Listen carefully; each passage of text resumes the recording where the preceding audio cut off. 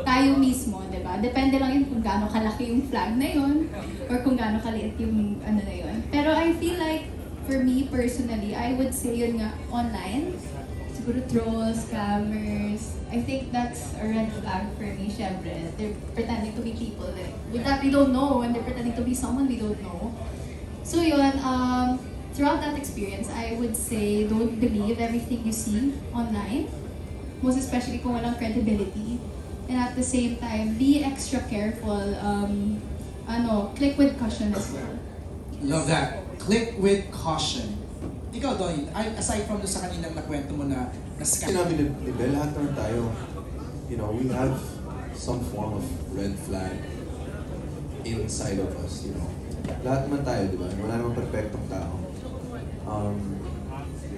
I think I saw it more here in the show than before seeing a person as a flag, you have to understand that they went through a lot of stuff, which is why they got to that point. So, yeah, they could be a red flag here, but maybe it's because they didn't have a father growing up, or they lost a loved one, or they're showing their insecurities through that red flag. Pero di mo alam na red flag yun sa'yo. At makakapagturo na naman kami ng bagong learning sa audience namin, most especially nowadays na talagang ang daming trolls online, ang daming scammers online, and catfishing, we have to be extra careful, and it's so nice that we're able to communicate that through this show. So that's the message of the series, no? Being careful. Being a little bit more careful. It's a very timely show kasi every single day technology gets better and better with the rise of like AI and stuff like that. It's so easy to fake profiles online or to pretend to be someone to scam. Ang daming scammers ngayon, di ba? So, it really does happen in relationships as well.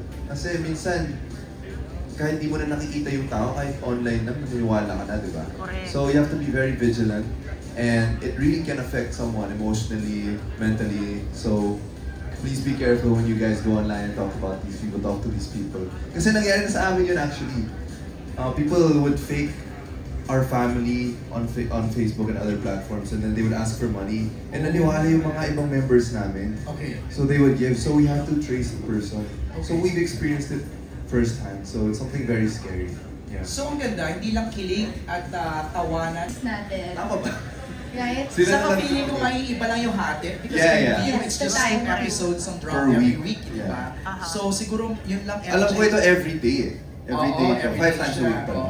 So medyo mahahati-hati ng konti. I think that would be the only difference. You were mentioning about the diaries. Yeah, the red mga flag bonus diaries. ano yun, no? Mga bonus. Yes.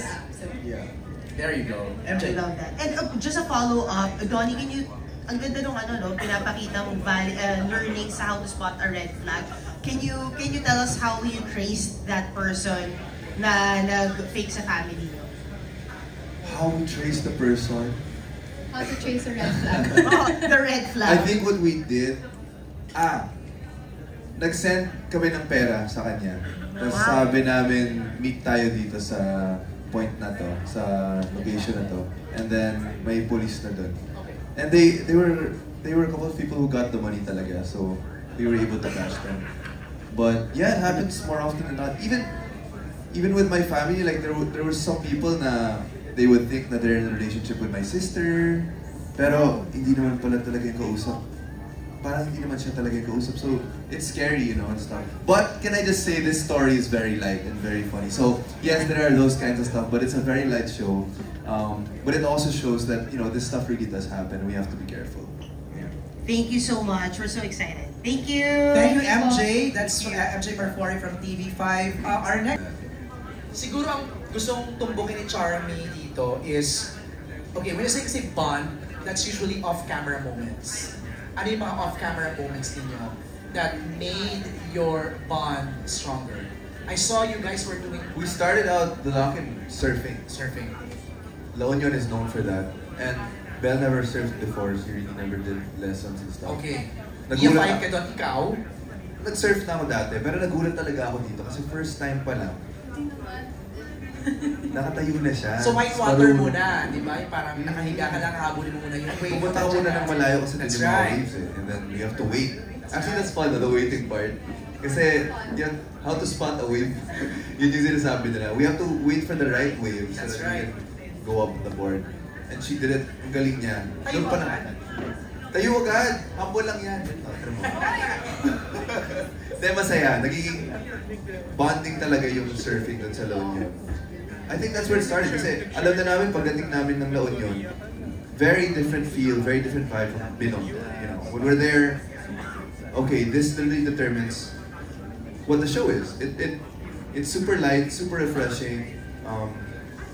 It's literally a breath of fresh air, and I'm so glad that they chose the perfect spot for it. Kahit medyo malayo, worth it talaga pumunta doon. Doon kami naglalakit. So I think it started with that, and just going around, seeing the different spots, like what restaurant we ate in a couple of restaurants too, and they have a very, very unique culture there that even in the art scene is growing rapidly, the food scene.